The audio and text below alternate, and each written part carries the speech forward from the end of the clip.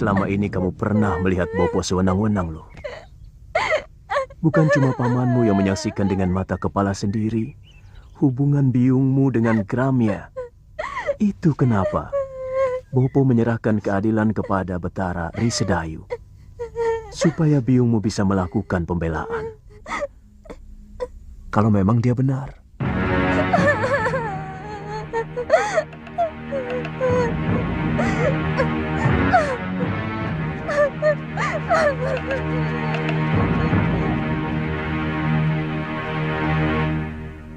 Kasihan anakmu, Kakang. Bagaimana kalau Yunda Sintawati benar-benar dibuang ke Pulau Momongan? Masalahnya memang sudah cukup pelik. Bagaimanapun juga, perselingkuhan itu adalah dosa yang tak bisa diampuni. Dan persoalannya sudah terbuka. Saya bisa mengerti kalau dia marah dan barangkali dendam kepadaku. Tapi dia lupa. Perbuatannya telah menjatuhkan derajat dirinya sendiri. Dan juga suaminya. Termasuk nama baik perguruan Sugalun ini.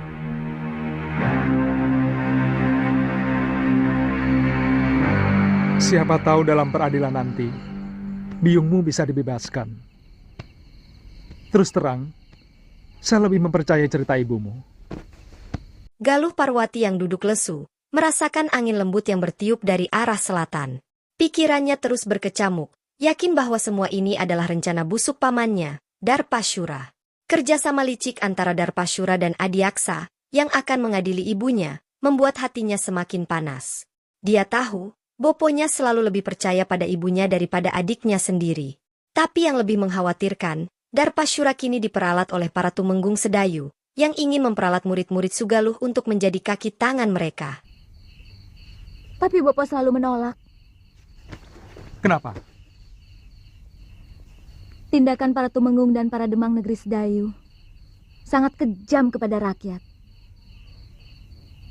Dan dengan menyingkirkan biung, maka Paman Darpashura akan lebih leluasa untuk mempengaruhi Bopo. Saya tidak merasa melakukan perbuatan tercela itu. Kalau saya dekat dengan Gramya, karena dialah orang satu-satunya yang mengerti perasaan saya. Karena dia kekasihmu, bukan?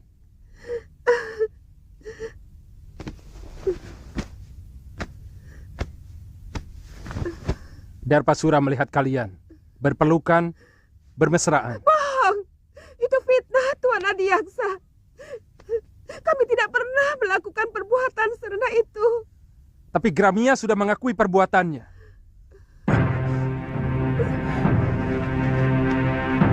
Bahkan menurut dia, sudah beberapa kali melakukan hubungan badan dengan Nyai Dewi.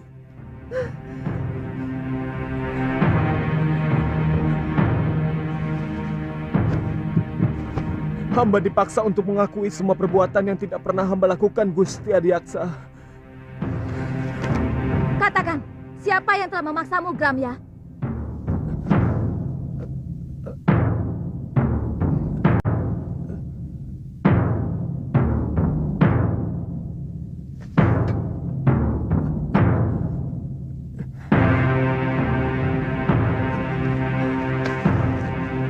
Demi keadilan, katakan yang sebenarnya, Gramya. Galuh. Siapa kamu? Apa kamu mau menerima hukuman, padahal kamu tidak melakukan apapun? Kamu tahu hukumannya bagi orang yang mengacau pengadilan. Kamu bisa dibuang di Pulau Momongan.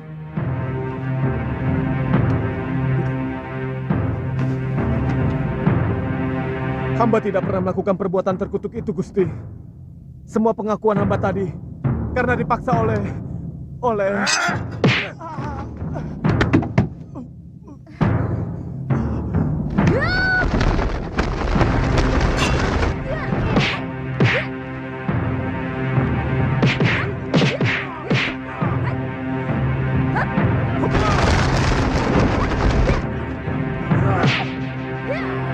Prajurit, tangkap kedua bajingan itu. Buang ke Pulau Momongan. Tidak!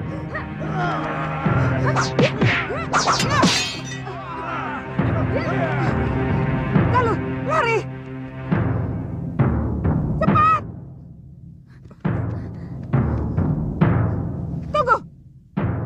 Aku yang bertanggung jawab, bukan mereka. Tenang Tuan Adiaksa. Kedua anak itu pasti akan diusir dari perguruan Sugalu. Saya akan laporkan kekurang ajaran ini kepada Kakang Empu.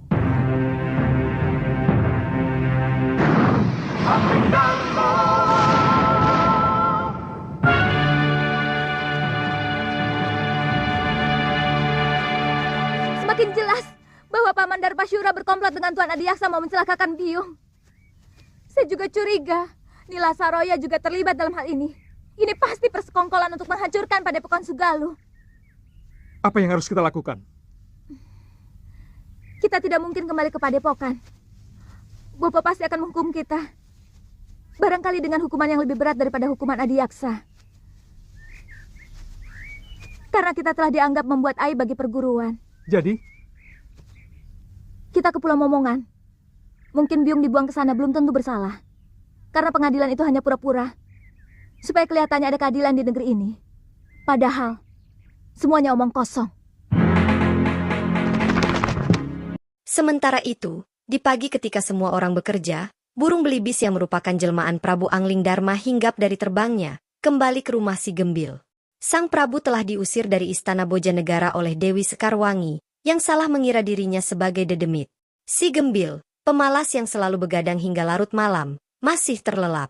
Tidak ada sambutan hangat baginya, hanya kesunyian yang menanti di rumah usang itu. Namun, Prabu Angling Darma tak punya pilihan lain. Ayo bangun. Bagaimana bisa dapat rezeki kalau bangunnya didului ayam?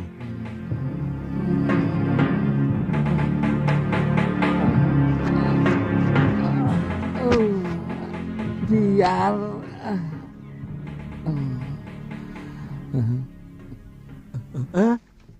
Putih, kamu kemari tau?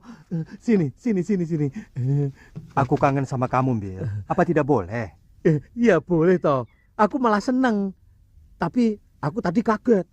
Saya kira ada berita apa toh? Aku kan sudah janji akan tetap mengunjungi kamu. Genteng, kamu akan saya ganti emas. Cagak juga saya ganti emas. Betul. Ini cagaknya didorong lagi. Aduh, cagaknya. Aduh, nanti kalau ambrol loh. Kerja kok pada males-males. Ayo kerja. Kok ngeliatin aku terus loh. Gak pernah lihat orang ya. Kok sama aku kok gumun loh. Aku bukan orang apa? Gumun loh. Sama orang kaya kok gumun. Oh ya, jangan galak-galak toh, Popo. Pati-pati bukan, memang bukan. Kok yo galak kayak gitu? Aduh, ini lagi. Semua sudah pada kerja loh. Kok baru bangun kamu, Bil? Hah? Loh, waduh, si Putih. Si Putih kok di sini lagi ya? Wah, bahaya ini. Kalau sampai ketahuan sama Gusti Putri, kamu bisa dihukum.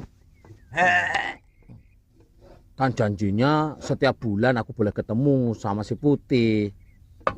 Sekarang sudah 6 bulan. Baru ketemu ya, Tia. Tapi mau kemana? Bil, sini toh. Tak beritahu. Ini. Iya, tapi jangan pergi. Iya, tapi jangan digeret toh, Po. Habis kamu mau pergi kok. Tidak boleh keluar rumah. Hah? Ini berbahaya. Tidak perlu kamu memamerkan si Putih di tempat umum. Karena semua orang itu sudah pada tahu bahwa si Putih itu burung kesayangan Gusti Dewi. Iya, tapi omongan bapakmu itu benar, Bil. Lebih baik kamu di rumah saja. Begitu ya? Iya. Ya wis lah.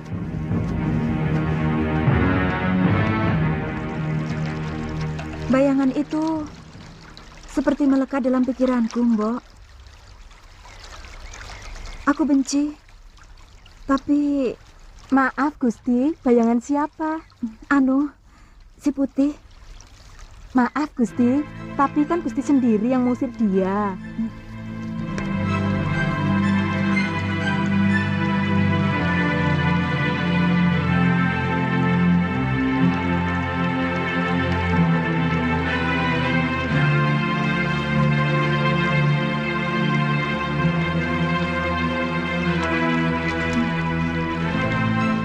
kurang ajar. Tapi sepertinya saya tidak bisa lagi berpisah dengan dia, Mbok. Mbok ditangkap lagi saja, Gusti.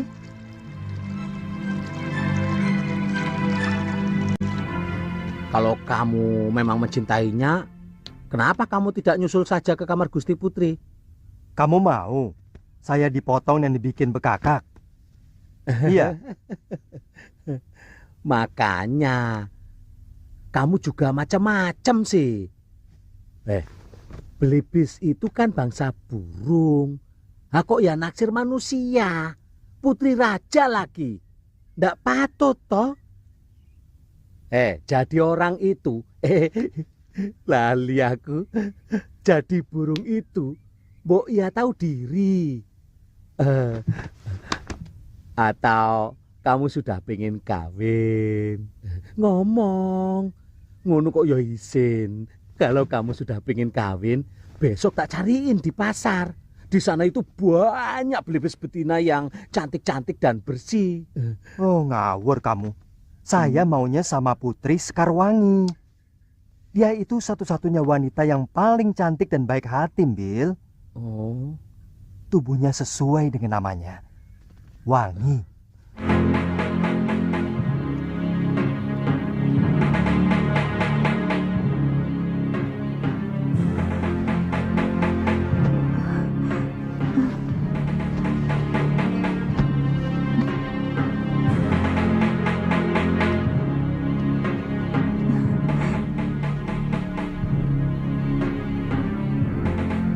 Putih, kokak itu?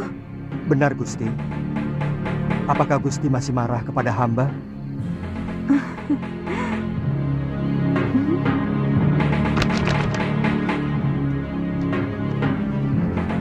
Maafkan perlakuanku dulu itu, Putih. Tidak apa-apa, Gusti. Wajar saja kalau Gusti terkejut melihat perwujudan hamba yang lain. Tapi sungguh, Gusti, hamba tidak bermaksud untuk mempermainkan Gusti. Saya yakin kamu bukan belibis biasa.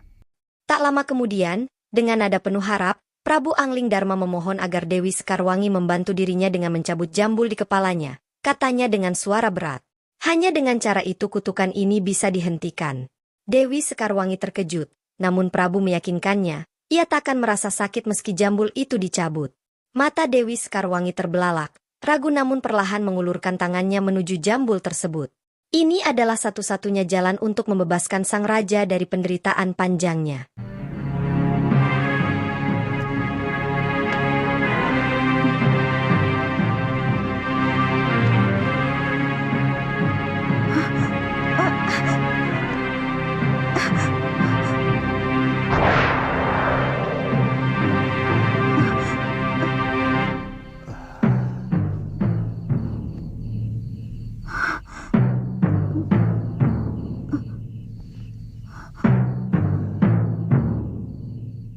Siapa sebenarnya, Tuan?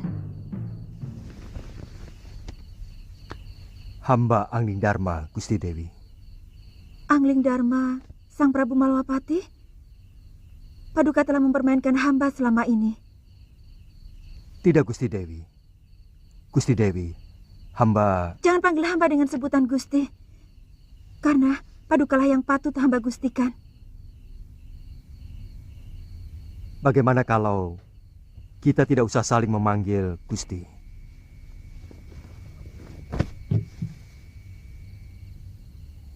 Saya tidak ada maksud untuk mempermainkan Dewi.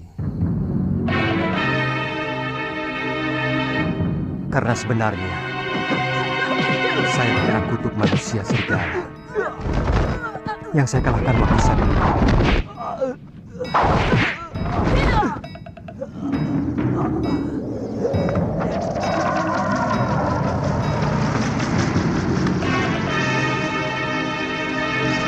Jadilah kamu seekor belibis.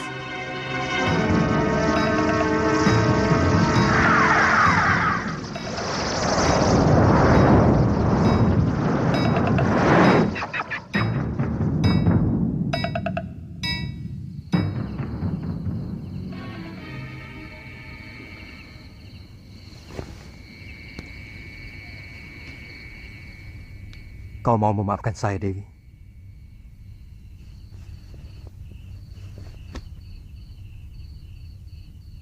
Dewi telah membebaskan saya dari tenungan. Tapi sangat tidak pantas kalau seorang lelaki tinggal di dalam bilik seorang putri. Lebih baik sementara waktu saya akan tetap berwujud belibis dengan jambul. Dewi telah mengetahui siapa saya. Besok saya harus meninggalkan negeri ini. Saya harus menyelesaikan tugas saya yang belum selesai. Tuhan akan mempermainkan hamba lagi. Pada saatnya saya akan kembali kemari, Dinda Dewi. Setelah tugas pengembaraan saya selesai.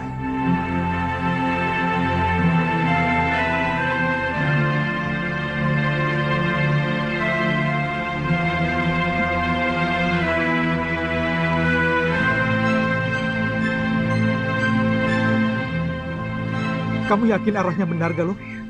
Saya pernah diajak Bopo. Setelah melewati padang terbuka ini, kita akan menemui alas wingit. Kita istirahat dulu, Kakang. Itu ada pohon rindang.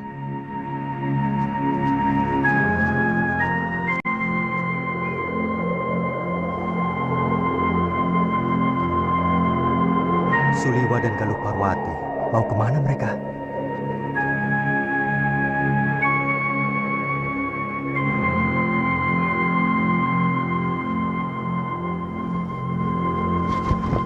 Kalau saja ada Gusti Prabu Angling Dharma, mungkin kejadiannya tidak seperti ini.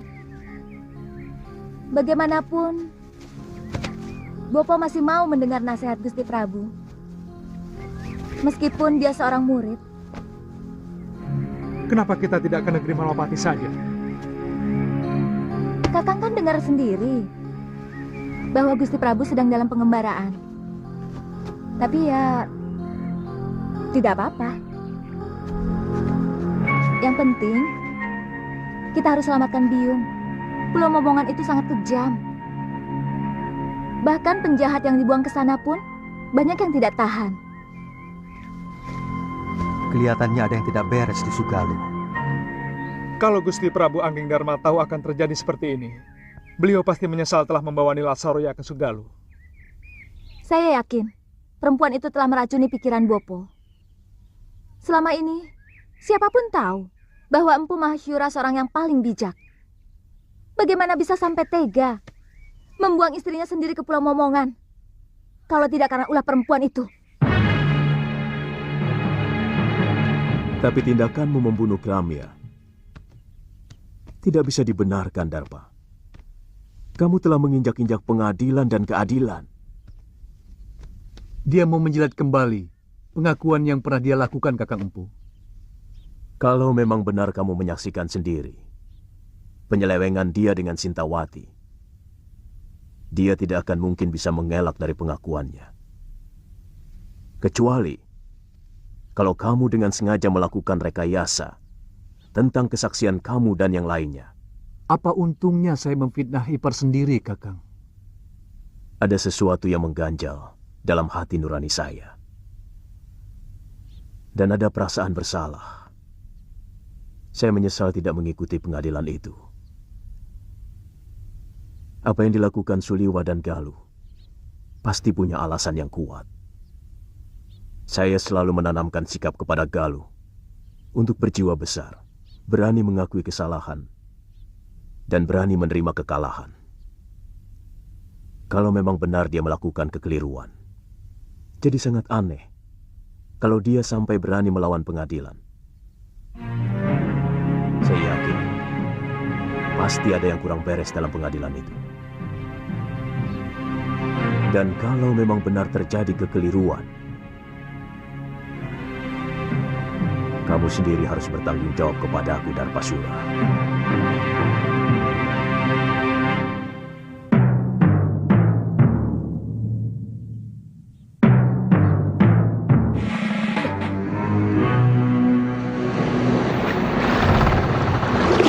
Itu pulaunya, Kakang.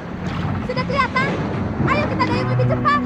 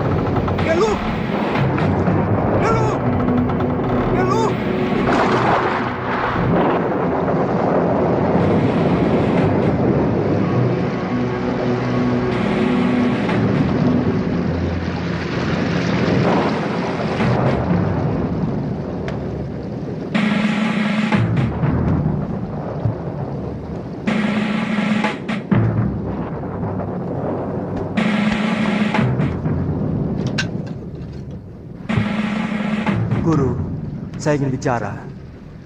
Gusti Prabu. Saya diserang di depan.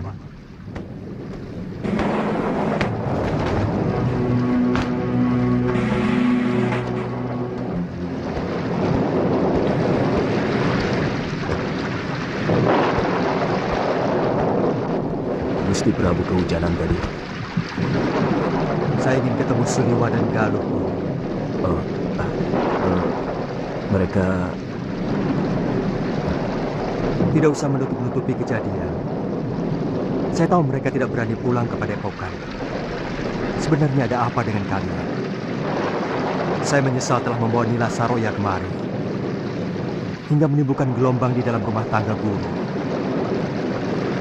Jujur saja, apa yang sebenarnya terjadi?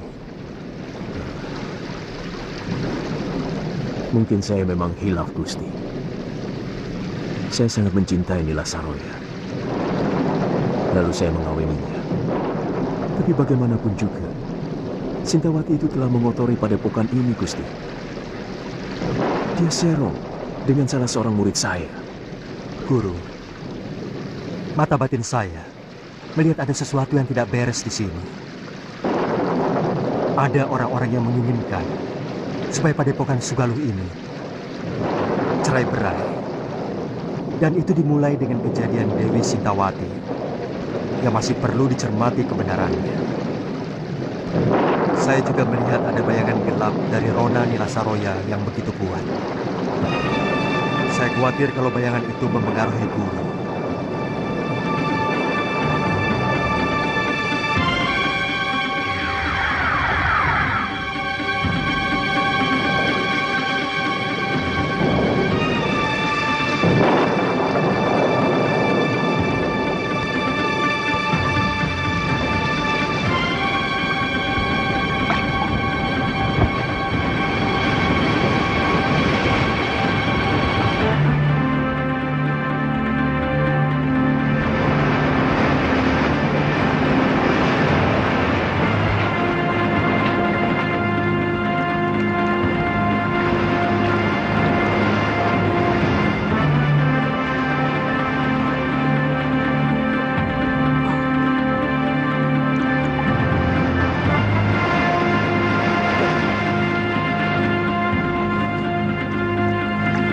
Galuh.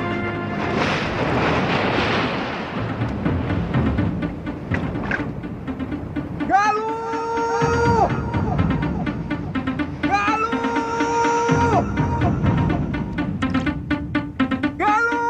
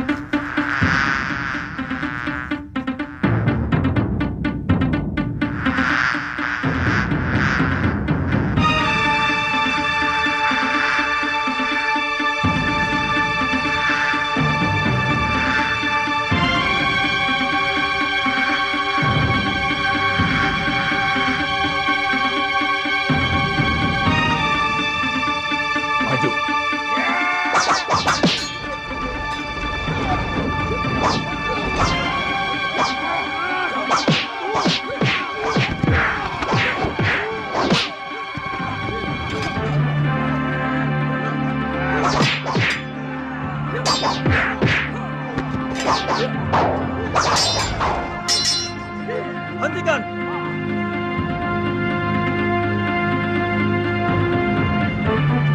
Siapa kamu sebenarnya? Kamu juga orang bohong? Saya terdampar. Perahu saya terkena badai di sana. Kamu harus saya hadapkan pada Kakang Demang Kalapati, penguasa Pulau Momongan ini. Tapi saya tidak mau dihadapkan sebagai tawanan. Kalian tidak pernah mengalahkan saya. Yang penting kamu harus menghadap.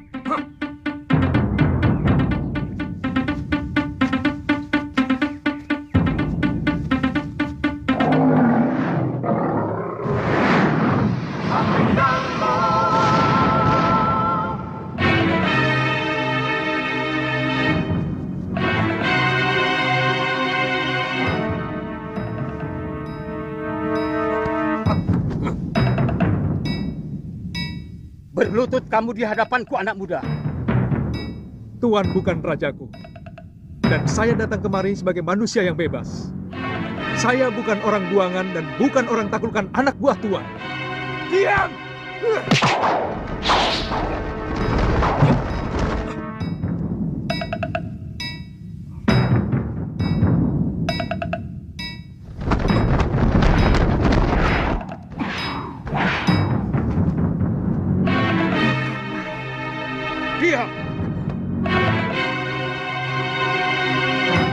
Saya murid Empu Mahasura.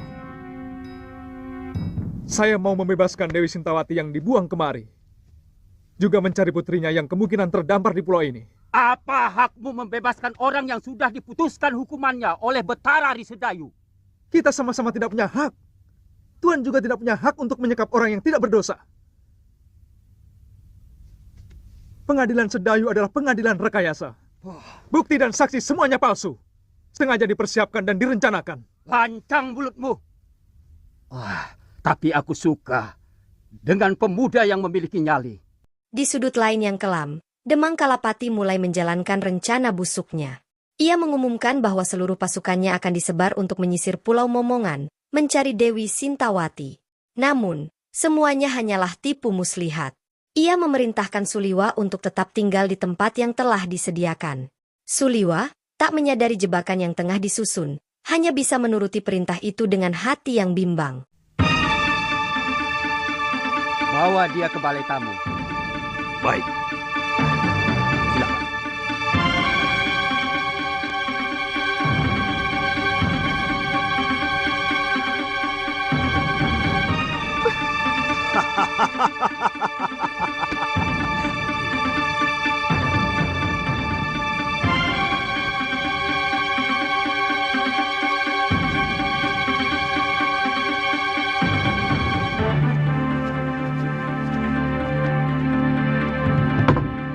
Silahkan. Silahkan kamu istirahat. Sebentar lagi pelayan kami akan membawakan makanan. Silahkan. Terima kasih.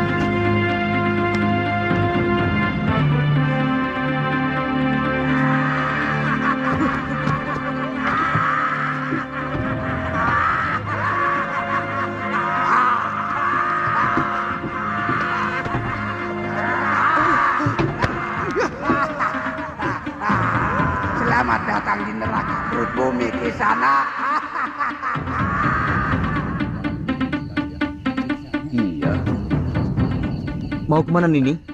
Aku ingin menemui salah seorang tahanan. Tapi Demang Kalapati melarang siapapun menjumpai tawanan. Jangan kurang ajar, Paman. Nanti kalau kulaporkan sama Eyang Demang, kalian sendiri yang akan dijebloskan masuk dalam penjara bawah tanah.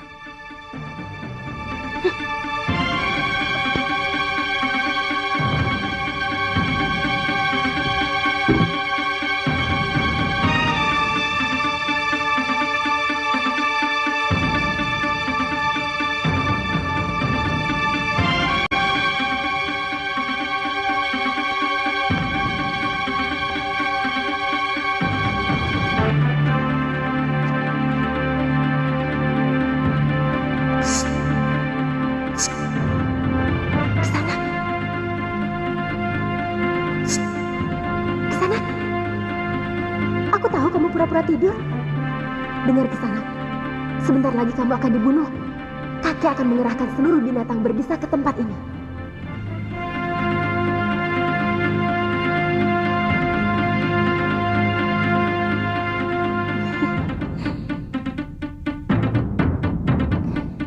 Gosokkan ramuan ini ke seluruh tubuhmu. Binatang berbisa pasti tidak ada yang berani mendekat.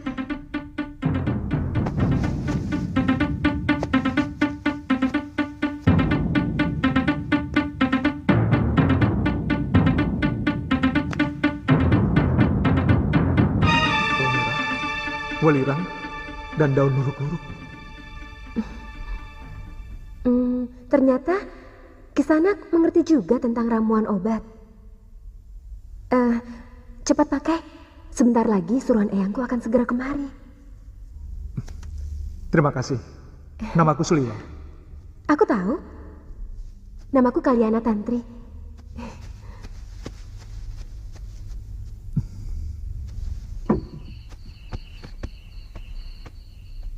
Jangan bilang aku datang kemari. Baik, Nini.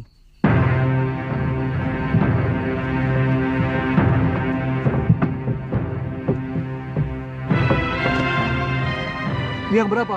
4.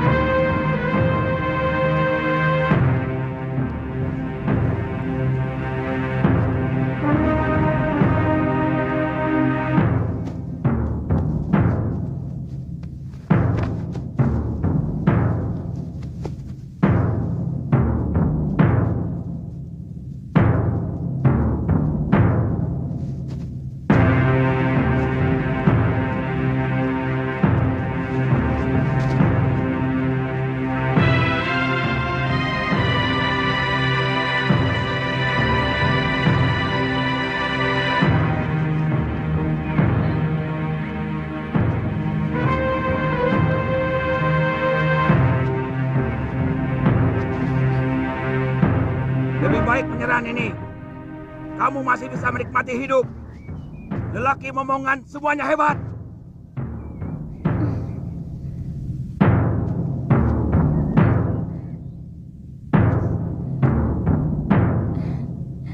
Boleh juga.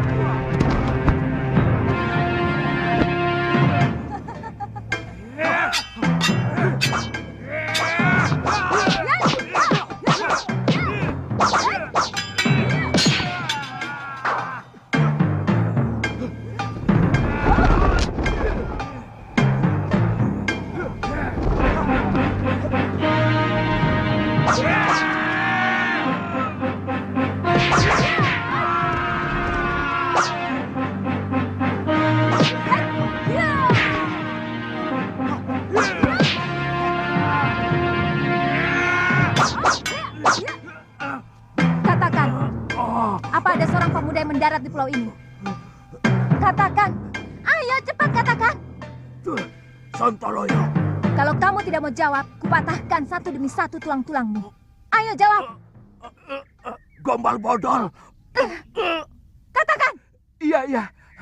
tabib muda itu dimasukkan penjara di bawah tanah. Di mana? Di balik bukit itu, Neng. Ada sebuah rumah. Pulau ini tidak terlampau besar untuk aku mencarimu atau membunuhmu.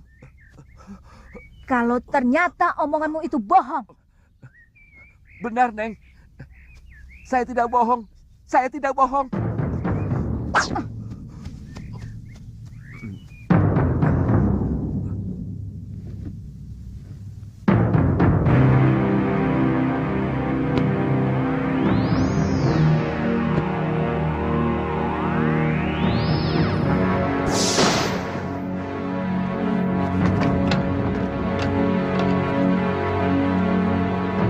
Jangan berlagak jago di sana. Biarkan kami tetap di sini. Hei, di sini jauh lebih aman daripada di luar. Selamatkan saja dirimu sendiri.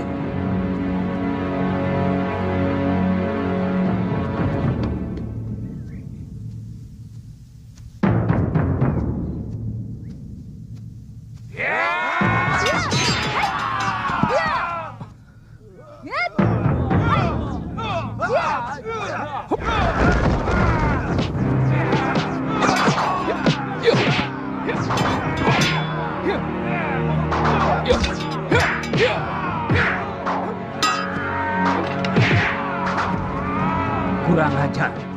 Benar-benar luar biasa anak muda itu.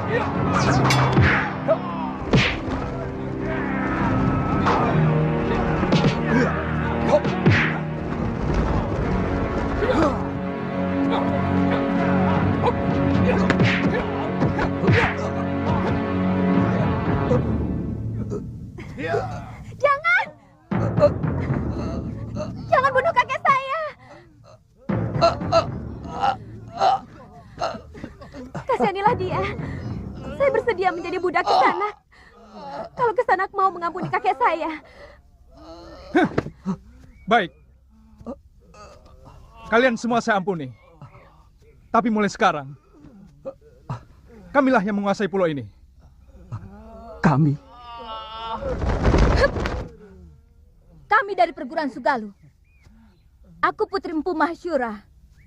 Dan dia adalah murid utamanya. Satu yang ingin kutanyakan pada kalian. Aku mencari ibuku. Yang telah dibuang dengan hukum yang semena-mena oleh Bresdayu. Saya memang pernah mendengar bahwa Adi Aksa Sedayu mengirimkan 3 orang hukuman. Tapi sampai sekarang belum pernah tiba di pulau. Mungkin kapalnya terserang badai. Karena bulan-bulan ini memang musim barat. Perintahkan seluruh rakyat Tuan untuk mencari orang yang terdampar di pulau ini. Baik, Dewi. Sisir seluruh pantai. Bebaskan semua orang yang dipenjara bawah tanah. Maaf Kisanak. Mereka manusia-manusia bejat. Sangat bejat. Mereka pasti akan membuat onar kalau dibebaskan. Itu tanggung jawab saya.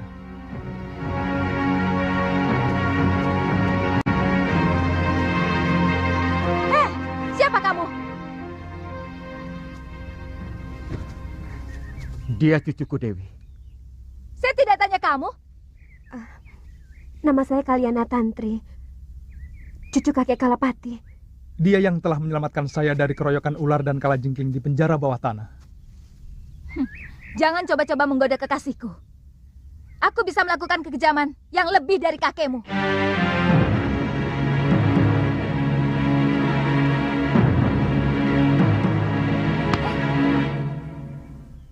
Di Padepokan Sugaluh, Nila Saroya mengabarkan bahwa Empu Mahasyura sedang bersemedi, sebuah ritual yang biasanya memakan waktu 3 hari.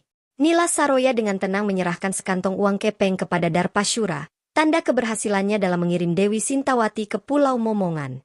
Kapal yang membawa Dewi Sintawati memang tenggelam dihantam badai, namun kabar itu didapat dari jurumudi kapal yang selamat dan langsung melapor pada Darpasyura. Jangan-jangan... Jangan khawatir, Nyai. Tidak mungkin orang bisa menyelamatkan diri dari kapal tenggelam. Jurumudi itu bisa selamat karena kebetulan mengapung di atas kepingan papan kapal. Ya sudah, Baik.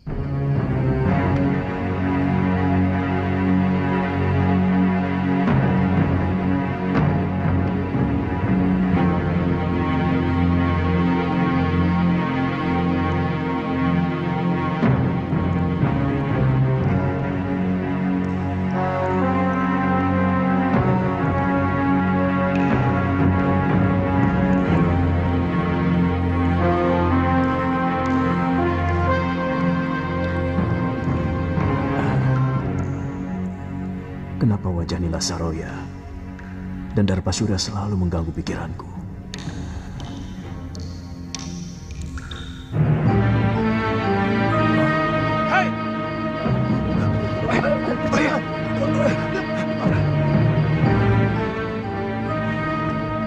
Ada apa? Maaf, Nyai. Kami kira maling yang mau menyusup ke dalam balai pusaka. Apakah tingkah laku saya seperti maling? Maafkan saya, Nyai. Kakang Mahasyura menyuruh saya untuk membersihkan bilik pusaka padepokan sebelum berangkat bersemedi. Dan sekarang saya baru sempat.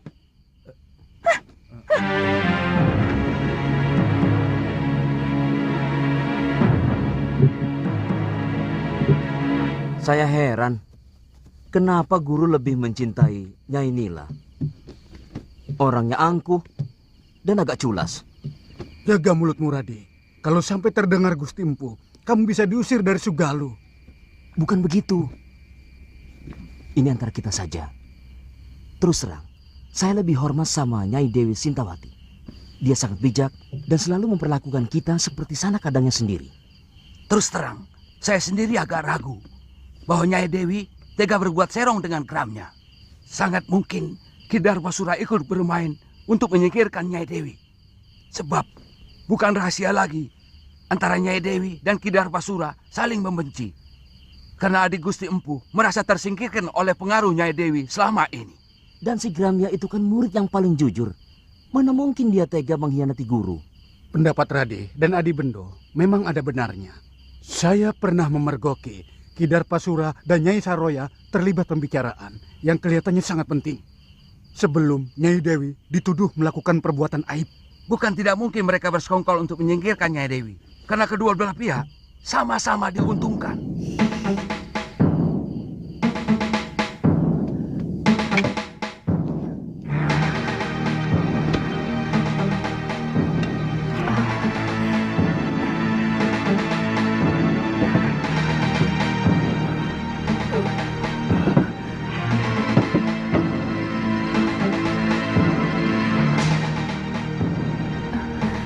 Dasyandriya.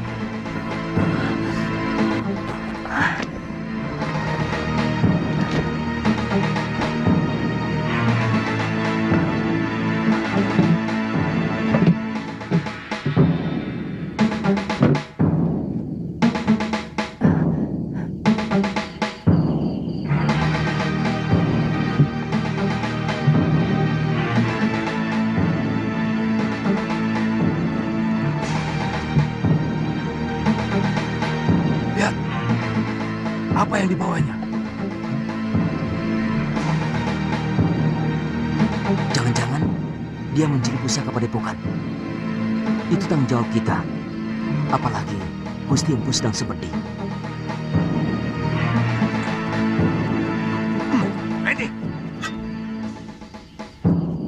Ada apa lagi? Maaf, Nyai. Rumah pusaka ini tanggung jawab kami. Apa yang Nyai bawa? Bukan urusan kalian. Kami bisa digantung. Kalau ada selembar benang pun yang hilang dari bilik pusaka itu. Maaf, berikan kepada kami buntelan itu, Nyai.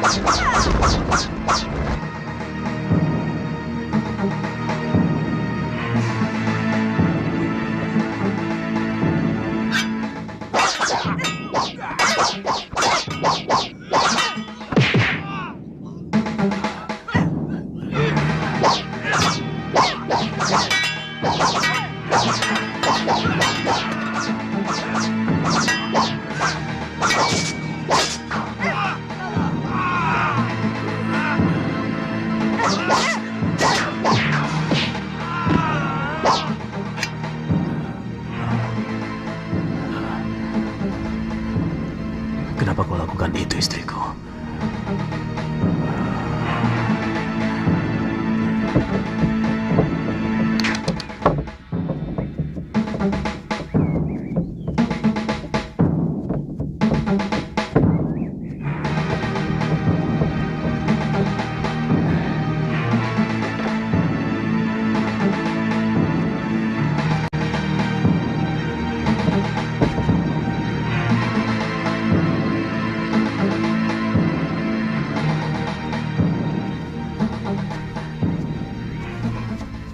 Maaf, agak terlambat. Saya harus menangani orang-orang yang Nyai bantai semalam. Terpaksa saya lakukan, Ki. Mereka mau menghalangi saya. Kita berangkat sekarang? Rencana Nyai sudah benar-benar mantap. Kamu pikir saya benar-benar mencintai orang tua macam Mahasyura, meskipun dia sangat sakti? Selama ini, saya terpaksa berpura-pura mencintai dia, karena saya butuh ilmunya. Tapi Kakang Mahasyura selalu melarang saya berlatih ilmunya dengan alasan perut saya. Bagaimana nanti dengan anak Kakang Mahasyura yang sedang Nyai kandung? Ini anakku. Aku sangat yakin anak yang aku kandung ini bukan anak Kakang Mahasyura. Karena ketika dia mengawiniku, aku sudah 2 sasi terlambat bulan. Di balik semua itu, Nila Saroya merancang rencana lebih besar. Ia hendak kembali ke Padepokan Halimun Petak, dekat Gunung Parang, untuk membangun kembali kekuatan perguruannya yang hancur. Dengan penuh semangat, ia mengajak Darpasyura bergabung, menyusun kekuatan demi membalas dendam pada Sudamani, si tua bangka yang telah menghancurkan perguruan mereka. Api dendam yang membara di hatinya membuat langkahnya semakin mantap. Kalau tidak salah, perguruan Halimun Petak adalah Empu Ranggasuli. Dia ayah saya. Oh. Saya yakin Nyai sudah tahu perseteruan antara ayah Nyai dengan Kakang Mahasyura. Itu kenapa saya harus minggat dari Sugalu. Siapa nanti yang akan menjadi guru di sana? Kamu sendiri, Ki. Nanti kalau anak ini sudah lahir, aku yang akan menggantikannya.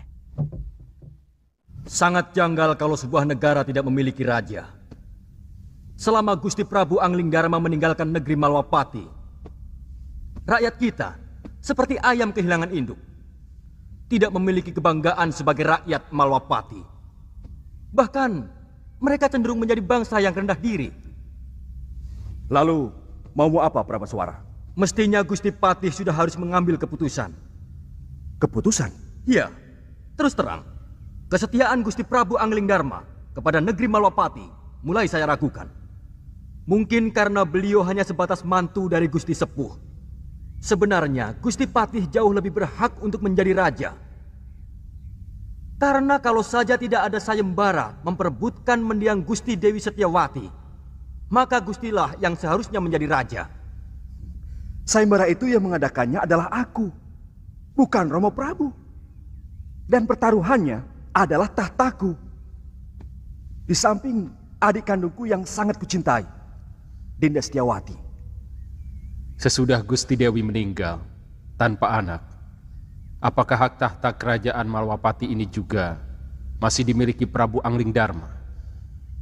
Atau sebenarnya sudah batal? Terus terang, kami tidak pernah berpikir sampai hal itu. Saya tetap rela adik Prabu memegang tampuk kekuasaan. Meskipun Dinda Setiawati telah tiada. Ini menyangkut tanggung jawab beliau, Gusti Patih. Sungguh sangat berbeda. Seorang pewaris asli dan seorang yang hanya menerima pemberian. Jangan menggoyah keyakinanku, Katiwanda. Janji seorang satria itu pantang mencela-mencela. Pagi kuning, siang merah, malam hijau. Gusti akan membiarkan negeri ini semakin kerdil tanpa kemajuan setapak pun, karena tidak adanya raja.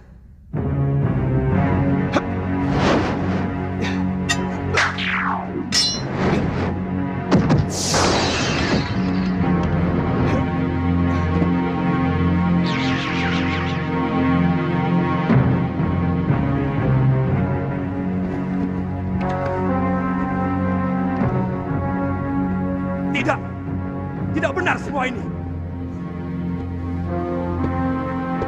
Siapa kamu? Apa aku sudah banyak berubah, Kakang Madrin? Adik Prabu seorang yang sangat santun. Sedangkan caramu datang sembunyi-sembunyi seperti maling. Maafkan aku, Kakang Madrin. Sebenarnya aku ingin membuat sebuah kejutan kepada kalian. Tapi mendengar pembicaraan kalian barusan, membuat aku kurang bernafsu. Maaf, aku masih menyaksikan kebenaranmu sebagai Prabu Angling Dharma. Apakah kamu sanggup meyakinkan aku bahwa kamu adalah rajaku? Kamu menantangku, Kakang Madrin? Aku wajib meyakini kebenaran dari raja negeriku.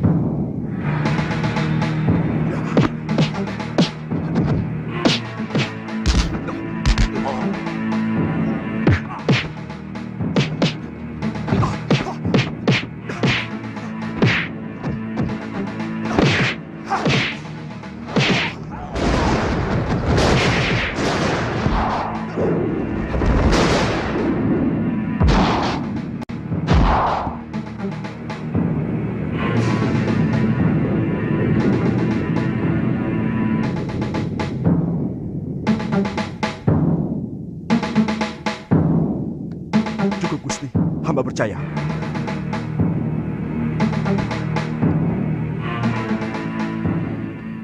Di kediamannya, Prabu Angling Dharma merenung, mengingat semua pengalamannya selama pengembaraannya. Ia menyadari bahwa pengembaraannya bukanlah sia-sia. Dari balik kehidupan rakyat jelata yang penuh liku, Prabu melihat kenyataan pahit yang selama ini tersembunyi di balik tembok istananya. Batik Madrin, rakandanya, mengangguk setuju.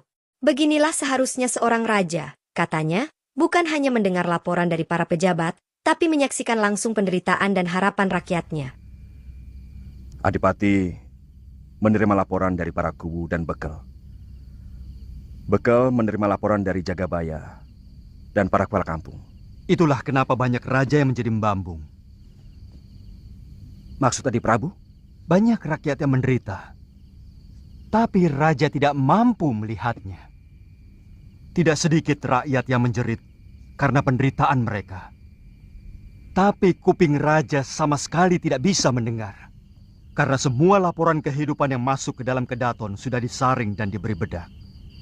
Supaya kelihatan indah, adem ayem, toto tentrem, kerto raharjo.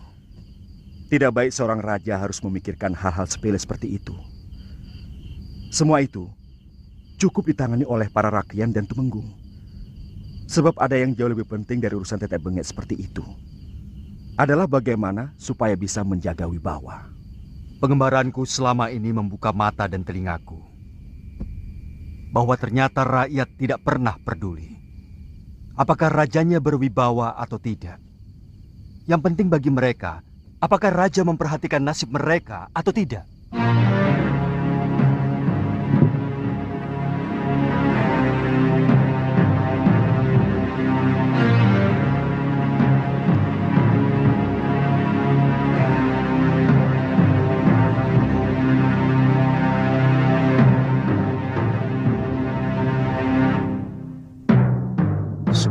Pusaka terbaik ciptaanku dicuri. Aku yakin ada orang lama perguruan Sugalu yang mempengaruhi istriku.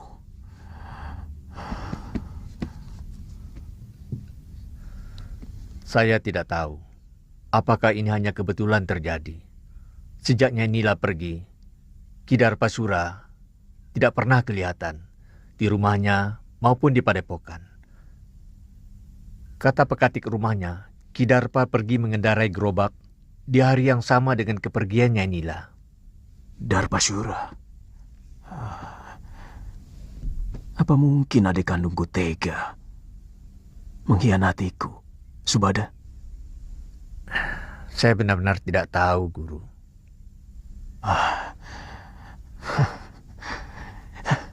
Siapapun boleh meninggalkan padepokan Sugalu ini.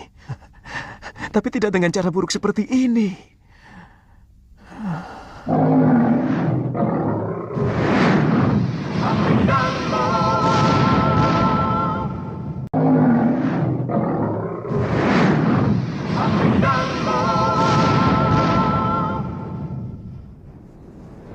Semua orang sudah dikerahkan menyisir pantai. Bahkan, beberapa orang pun sudah sampai di Pulau Hantu. Tapi Biung belum juga diketemukan. Terus terang, saya bingung, Kakang. Kamu siap menghadapi Gusti Empu, juga para Tumenggung Sedayu, kalau kembali ke padepokan Sugalu? Maksudmu, kamu lebih suka tetap tinggal di pulau ini? Karena kamu naksir sama cucu Kalapati itu, kan? Lu, jangan keungkit itu lagi. Aku sudah katakan semuanya kepadamu. Tantri hanyalah teman biasa. Apakah aku harus bersikap kasar kepada orang yang pernah menolongku? Tidak perlu kasar, tapi perlu ada jarak. Selama ini, misalnya Kakang terlalu memberi kesempatan pada gadis centil itu. Kakang memang senang, kan? Galuh, jangan. Senang? Hah? Galuh. Jangan, Geli. Galuh, jangan, Geli. Kakang, tunggu. Kakang, jawab dulu pertanyaanku. Ayo, ngaku saja, benar kan? Kakang, ini. Ayo. Dinda Prabu, baru beberapa hari di sini. Sebenarnya akan lebih baik kalau Dinda pergi setelah melakukan pasemuan agung dengan segenap pamong. Terus terang, hampir seluruh rakyat Malawapati masih berkabung. Pertama karena kematian Dinda Setiawati. Dan kedua, karena kepergian Adi Prabu sendiri. Kakang Madrim, masih ada beberapa persoalan yang belum aku selesaikan. Aku akan segera kembali kalau semua persoalan sudah bisa dibereskan. Jaga baik-baik negeri ini, Kakang. Dan perintahkan rakyat menghentikan perkabungan. Karena aku masih dalam keadaan selamat. Baik, Dinda Prabu.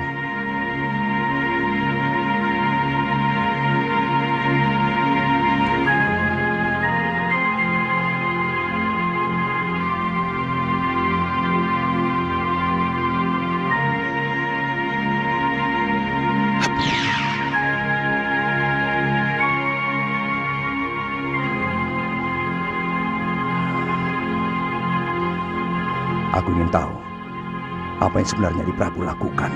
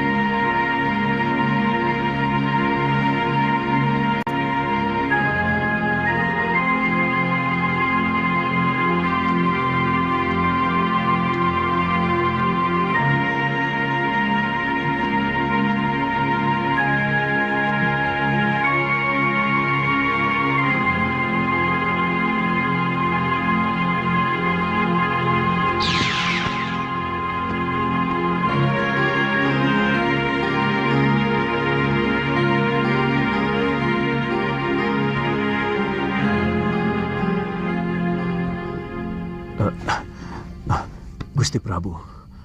Guru menangis? Mana Nini Saroya?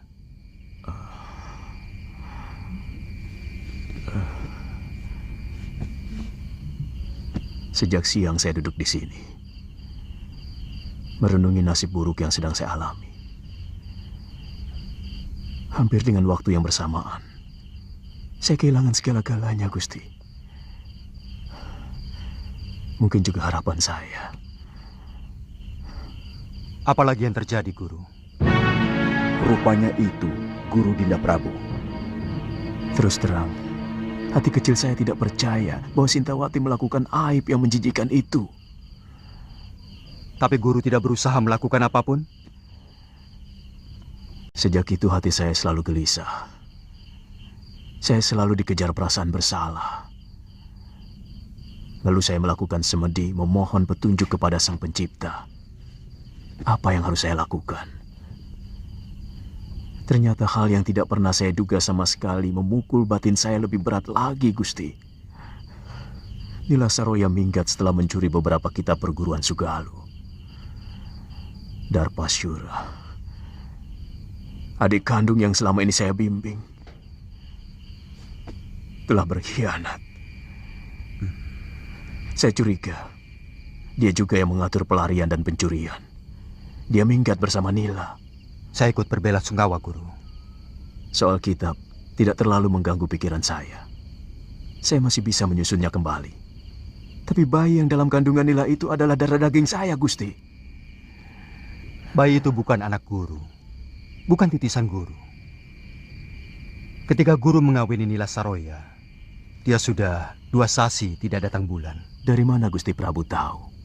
Saya kebetulan melihat mereka berdua di tengah hutan dan mendengarkan pengakuan Nila Saroya.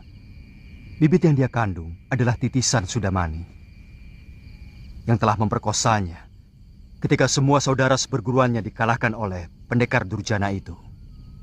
Dia? Nila Saroya, putri Mpu Ranggasuli dari perguruan Halimun Petak. Ranggasuli. Dia telah tewas di tanganku. Waktu terjadi perseteruan antara Padepokan Sugalu dengan Padepokan Halimun Petak. Tapi saya yakin apa yang dilakukan Nila Saroya bukan karena dendam kepada Guru, tapi dendam dia kepada Sudamani. Apa maksud Prabu supaya saya tidak menghukum Saroya maupun Darpasyura? Paling tidak Nila Saroya, karena sebenarnya dia wanita yang perlu dikasihani. Guru masih bisa memperbaiki kesalahan dengan mencari kembali Galuh Parwati dan Nyai Sintawati. Saya yakin Darpasyura telah membunuh Dinda Sintawati dengan cara menenggelamkannya di laut. Saya benar-benar jadi orang kalah, Gusti Prabu.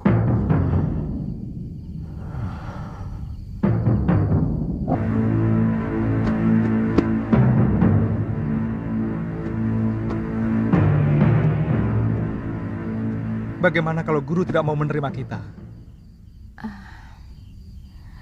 Kita mengembara. Mungkin ke negeri Malwapati.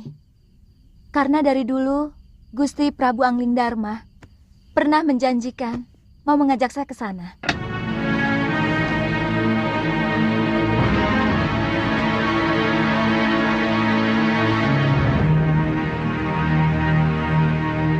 Saya sudah minta dibuatkan ketupat untuk bekal selama pelayaran kita. Dengan jung kecil, kemungkinan kita akan jauh lebih lama dari pelayaran kita ke pulau ini. Kita harus mengatakan pada Kalapati bahwa dia tetap hanya seorang wakil penguasa di pulau ini. Karena kita telah menaklukkan mereka. Kamu masih menginginkan untuk menguasai pulau menjijikkan ini, loh. Sekedar supaya dia tahu bahwa dia orang taklukan.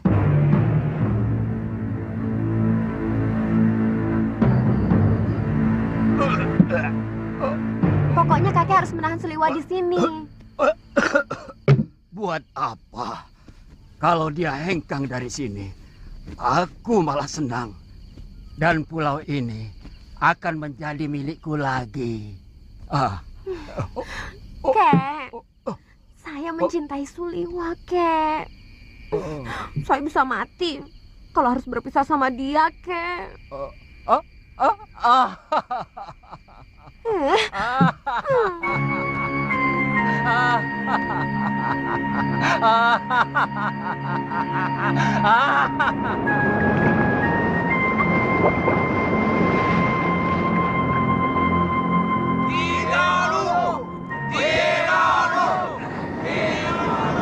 Kakang, Kalapati masih belum kelihatan.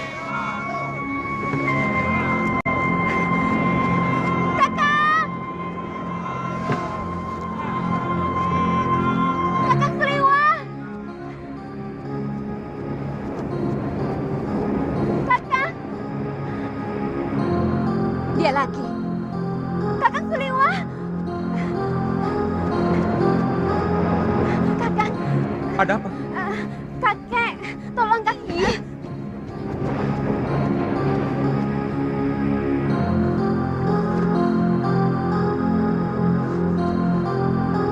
Kenapa kakek? Dia tiba-tiba pingsan. Tolong kakang. Pingsan? Sebentar ya. Loh? Apa? Sana, tolong kakek si centil itu. Jangan begitu. Bagaimanapun, saya tidak bisa melepaskan kewajiban saya sebagai seorang tabib. Saya kan tidak melarangmu. Lagi pula itu bukan urusanku. Sebaiknya kau ikut. Bagaimanapun, kita perlu bicara dengan Kalapati.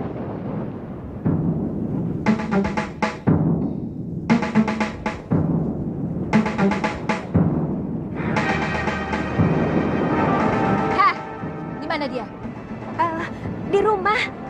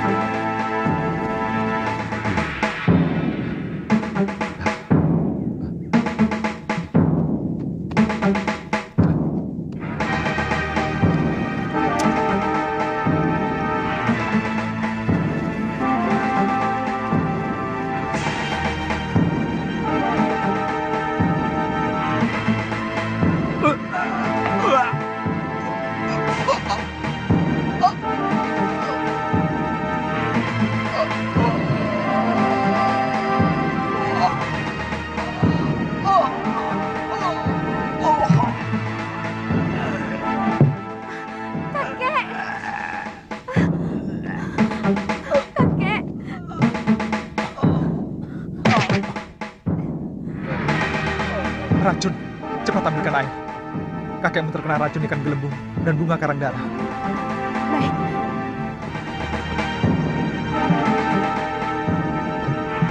Masih bisa diselamatkan, Kakang? Tugas seorang tabib adalah berusaha.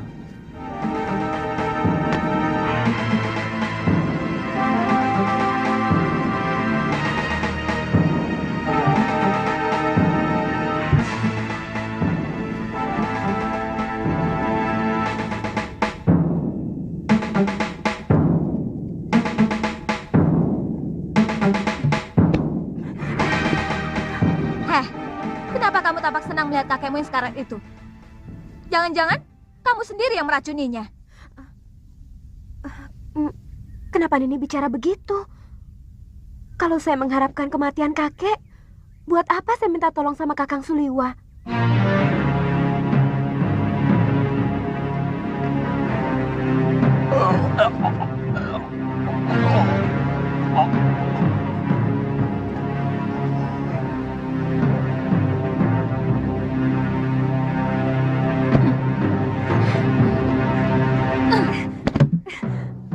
Jangan berani-berani menggoda kekasihku, Tantri.